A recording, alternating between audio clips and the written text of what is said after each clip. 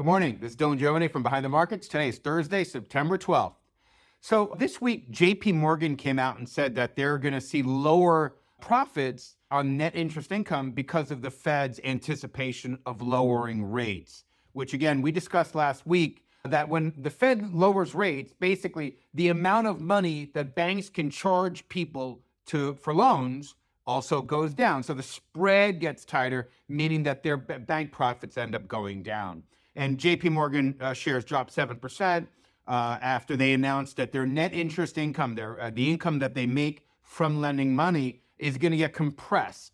The picture is starting to emerge of the warnings that we've been talking about for the past 60 days. We've had a heck of a bull market here. I mean, we've sold more stocks across our services than we have ever in the history of our company. And the reason we sold it is because we've been on a great bull run. The economy's going great. Everything's been terrific, et cetera, et cetera, et cetera. But if you've noticed, the conversation has actually shifted now. 3 months ago, the conversation was, how high can it go? AI is going to change the world. This is the greatest job market ever. Amazing. It's strong. It's strong. It's strong. But now the conversation has completely shifted to, will the Fed lower rates? What will the recession look like? Is the job market softening? Why are commodity prices going down? We've seen commodity prices, oil, gas, we've seen copper. All these commodity prices are starting to drop, and those start to drop when an economy gets weaker because big builders stop building buildings, companies stop buying copper for their chips,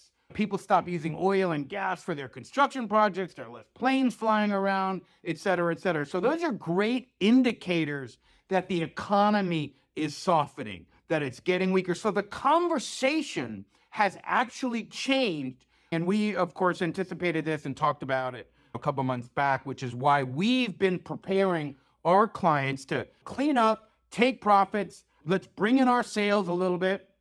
And by the way, I say that expression a lot, and I've never gone sailing, not once in my life, just for the record. So we've been urging people to go bring in their sales a little bit, play it safe, take some of these great profits that we've seen off the table. We still have bets on the table, which is great. We're very happy with the positions that we have. We're still opportunistic. When we see something really special come across the strike zone, we're going to hit it, but we're not chasing anything. We're going to let the game come to us. We're going to really be frankly, like crocodiles. We're going to be under the water and we're going to wait for prey, for opportunities to come for us, and we're just going to pounce on them.